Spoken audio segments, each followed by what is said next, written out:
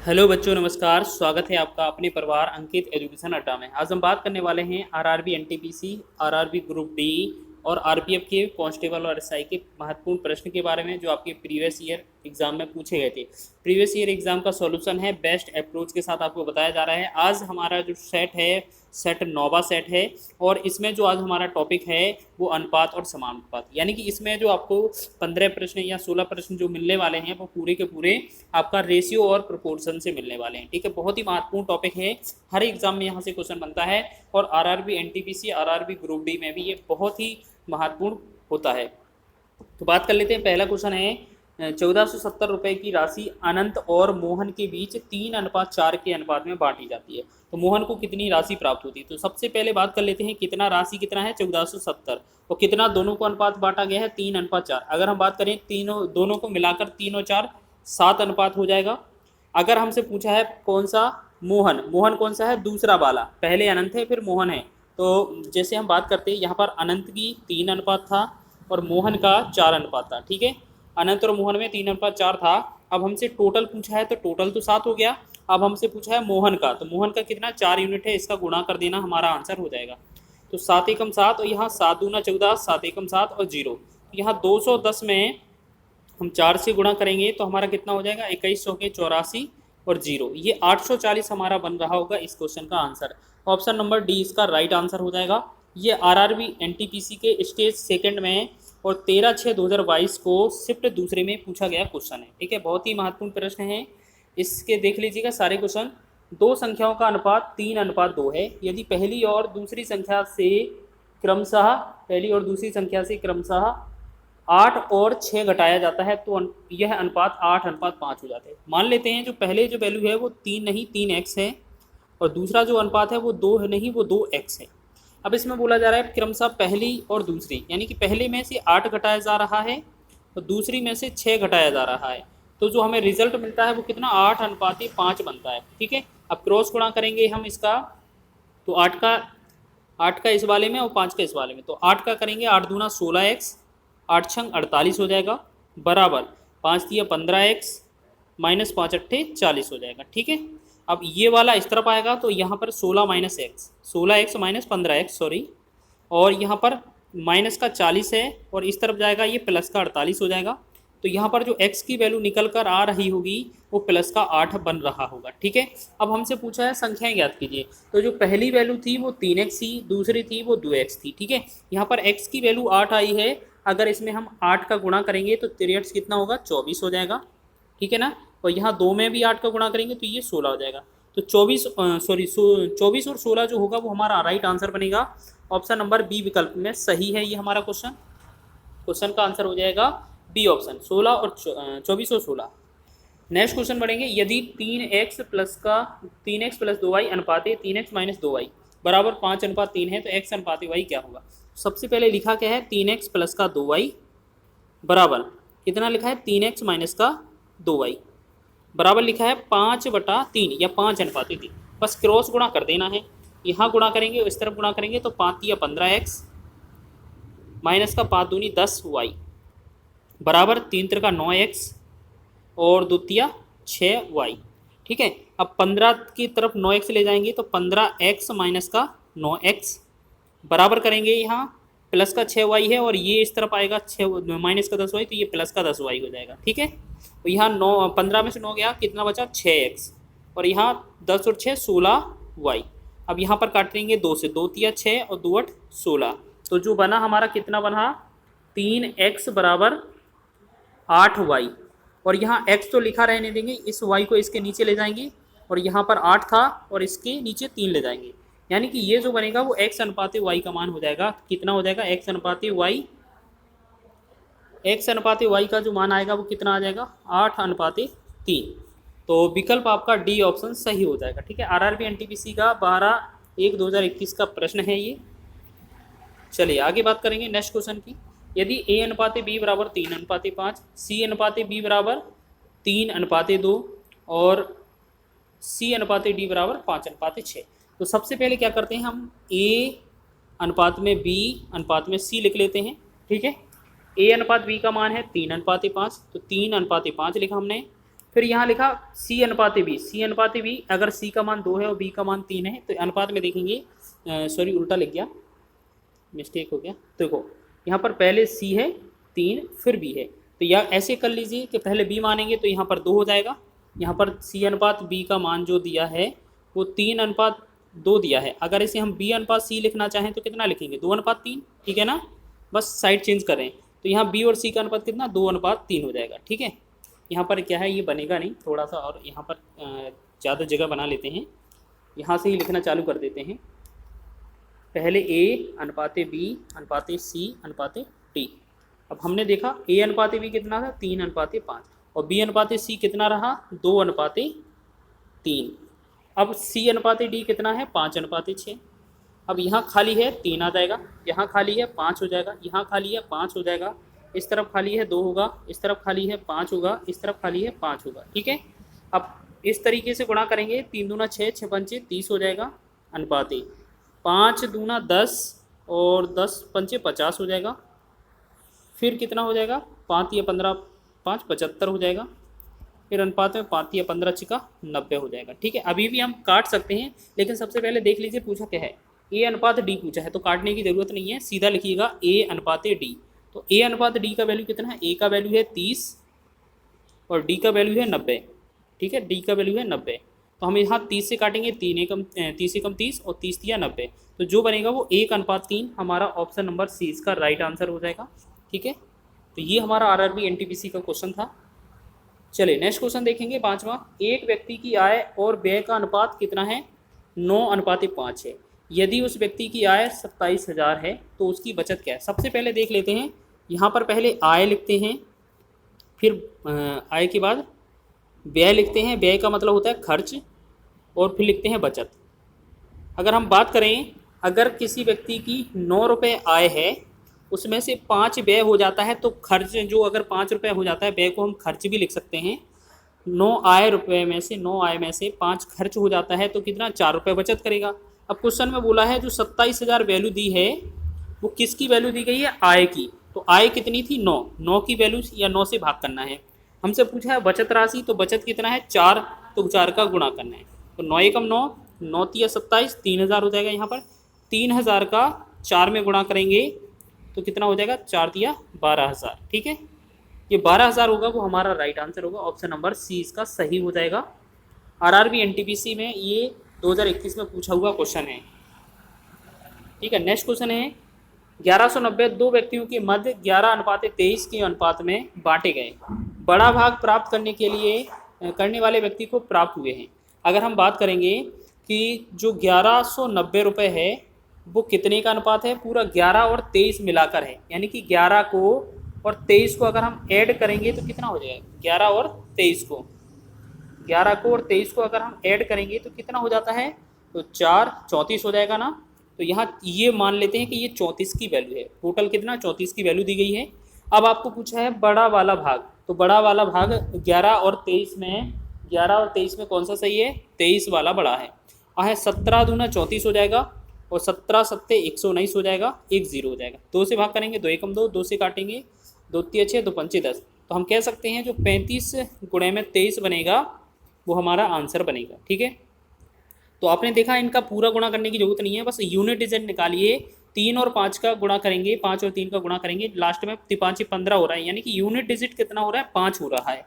तो एक ही विकल्प ऐसा है जिसमें यूनिट डिजिट 5 है, तो ऑप्शन नंबर सी। आपको पूरा गुणा करने की जरूरत नहीं है। ये आरआरबी ग्रुप डी का 16/11/2018 का ये शिफ्ट थर्ड का क्वेश्चन है। देखिएगा ज़्यादा से ज़्यादा क्या है, क्वेश्चनों में जो कैलकुलेशन होता है उसके यूनिट डिजिट से ही पता लगा लीजिएगा, क्योंकि कुछ ना कुछ में जो है विकल्प अलग दिया होता है, ऑप्शन इकाई का यूनिट। तो आप ज़्यादातर गुणा मत किया करें, क्योंकि सभी के पहले विकल्प चेक किया करें, ठीक है। अगर अलग अलग विकल्प दिए हैं यूनिट डिजिट में, अगर इकाई का अंक अलग अलग है तो सबसे पहले इकाई का गुणा, जो अंक का गुणा है इकाई का, वो करके देख लीजिएगा, जो मिलेगा वो आंसर हो जाएगा।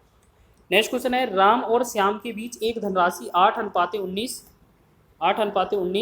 के अनुपात में विभाजित की जाती है। यदि श्याम को 247 रुपये प्राप्त हुए तो राम को कितनी राशि प्राप्त हुई। जैसे हम बात करते हैं, पहला जो था वो राम था, दूसरा जो था वो श्याम था, ठीक है। राम को जो अनुपात मिल रहा था वो 8 और श्याम को जो अनुपात मिल रहा था 19, ठीक है। अब क्वेश्चन में बोला है कि श्याम को 247 रुपये प्राप्त हुए। 247 रुपये किसको? श्याम को प्राप्त हुए। किसको? 19 वाले को। ठीक है, 19 से भाग करेंगे। और पूछा किसका है? राम का। तो राम को कितना? 8, तो 8 का गुणा कर देंगे। 19 से कम 19 और 19 से कम 19 हो जाएगा 5, 19 या 57, यानी कि 13 का गुणा करेंगे हम 8 में, तो 13 अट्ठे कितना होगा? 104। तो ये जो बनेगा वो फाइनल 104 हमारा आंसर हो जाएगा। देखिएगा ए विकल्प हमारा राइट आंसर है। ठीक है, तो बहुत छोटे छोटे क्वेश्चन पूछे जाते हैं। ये आरआरबी ग्रुप डी का क्वेश्चन था।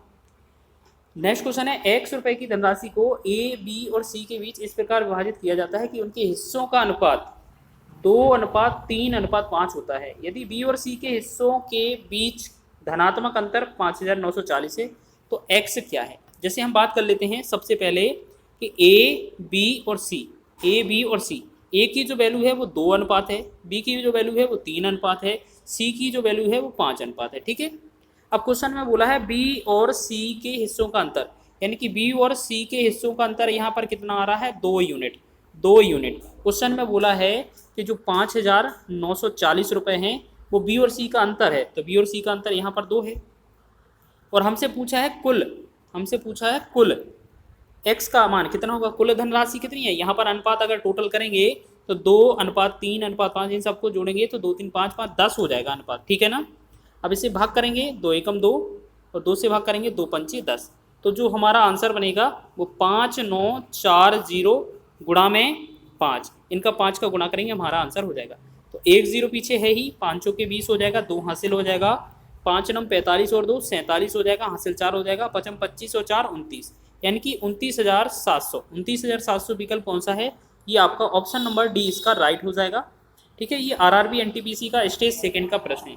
देखिएगा सभी क्वेश्चन आरआरबी एनटीपीसी और आरआरबी ग्रुप डी और आरपीएफ पुलिस कांस्टेबल और जो आरपीएफ कांस्टेबल होता है और जो आरपीएफ ऐसा ही होता है, उन सभी के प्रश्न हैं, महत्वपूर्ण प्रश्न हैं और बेस्ट अप्रोच के साथ आपको बताए जा रहे हैं। ठीक है, 8 प्रश्न हो गए। 9वां देख लीजिए। दो संख्याओं का अनुपात 2:3 है।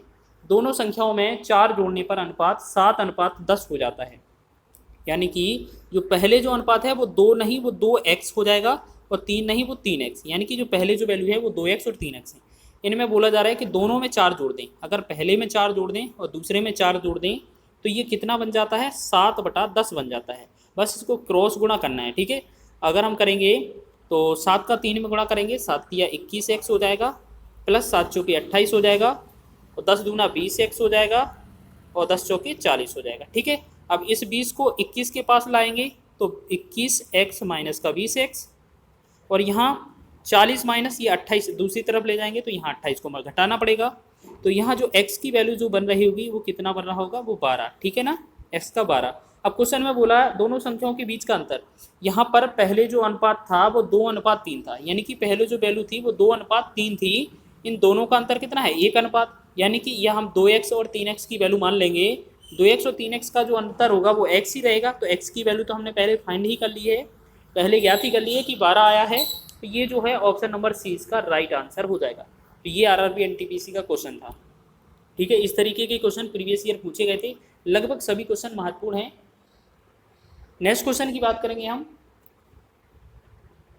4 समानुपाते 3.2 x और फिर लिखा है 3:6 समानुपाते 6 y। तो x और y का अनुपात ज्ञात कीजिए। तो सबसे पहले जो पहला है उसे हम सॉल्व करेंगे 8:4 समानुपाते 3:2 x। ठीक है, हम इसे सॉल्व करेंगे तो क्या करेंगे? अंदर वाले का अंदर का गुणा और बाहर वाले का बाहर का गुणा। ठीक है, तो यहाँ पर हम लिखेंगे 8 गुणे में x बराबर 4 गुणे में 3.2। ठीक है, 8 यहाँ 4 से काटेंगे 4 एकम 4, 4 दूना 8 और 2 से काटेंगे 2 एकम 2, यहाँ 1.6।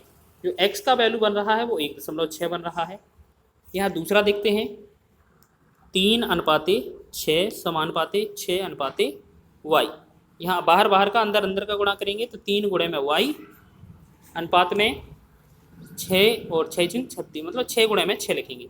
3 से काटेंगे 3 एकम 3, 3 दूना 6, तो जो y का वैल्यू है 6 दूना 12 हो जाएगा। अब हमसे बोला है कि इनका अनुपात कितना होगा, तो x अनुपाते y का वैल्यू पूछा है। तो इसे हम क्या बोलेंगे? 1:6/12। ठीक है, पॉइंट से पॉइंट हटा देंगे, 1 0 नीचे आ जाएगा 4 से 4 चौके 16, यहाँ 4 से भाग करेंगे 4 दिया 12, 1 0 हो जाएगा। ठीक है, 2 से भाग करेंगे 2 दूना 4 और 2 से भाग करेंगे 2 15 दूना 30। तो जो हमारा x और y का अनुपात बन रहा है x बटा वाई, वो कितना 2/15 बन रहा है। तो 2/15 जो होगा वो हमारा बी ऑप्शन इसका राइट हो जाएगा। ठीक है, चलिए नेक्स्ट क्वेश्चन बात करेंगे हम। देखिएगा नेक्स्ट क्वेश्चन, चलिए देखेंगे क्वेश्चन को। 16 और 40 का तृतीयानुपाती ज्ञात कीजिए। बहुत ही important, very very important question है ये, आपका एग्जाम में पूछा जाता है। अगर आपसे तृतीयानुपाती या तृतीय अनुपात पूछा जाए, तृतीयानुपाती पूछा जाए, तो आपको क्या करना है, जैसे दो वैल्यू दिए हैं 16 और 40, तो आपको क्या करना है, पीछे वाली वैल्यू को 2 बार लिख देना है, 40 गुणे में 40, और जो शुरुआत वाली वैल्यू है उससे भाग कर देना है। ठीक है, 4 चौके 16 हो जाएगा, 4.40, फिर 4 एकम 4 हो जाएगा, 4.40, यानी कि जो बन रहा है वो 10 गुणे में 10 बनेगा। इससे हमारा जो आंसर आएगा वो 10.100 हो जाएगा। तो ऑप्शन नंबर ये बी हमारा राइट हो जाएगा। ठीक है, तृतीयानुपाती बहुत पूछा जाता है एसएससी के एग्जाम में भी।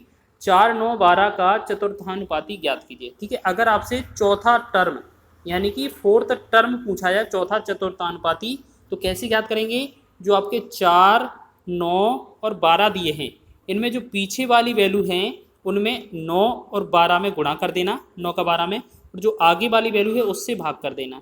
4 एकम 4, 4 तिया 12, ये हो गया।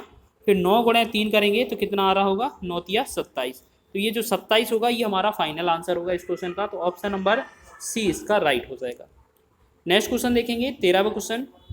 4 संख्याओं 4, 8, 12 और 22 को समानुपातिक बनाने के लिए प्रत्येक में निम्न में से क्या जोड़ना चाहिए। यानी कि जो हमारा क्वेश्चन है, जैसे 4 दिया है 4, ठीक है, 4/8 और बराबर में 12 में ये 22, ये कह रहा समान अनुपात में बनाना है। तो यहाँ पर पहले में x जोड़ दीजिए, दूसरे में x जोड़ दीजिए, तीसरे वाले में x जोड़ दीजिए, चौथे वाले में x जोड़ दीजिए। ठीक है, इसको कैलकुलेट करेंगे तो 22 वाले को इसमें क्या है, क्रॉस गुणा करना पड़ेगा। ठीक है, तो 2200 क्या हो जाएगा, 88 हो जाएगा। 2288 प्लस में 4 से गुणा करेंगे 4x हो जाएगा, प्लस में यहाँ पर 22 का गुणा करेंगे, मतलब इस तरीके से कर रहे हैं गुणा, तो 22x हो जाएगा, प्लस में x स्क्वायर हो जाएगा। ठीक है, x स्क्वायर हो जाएगा।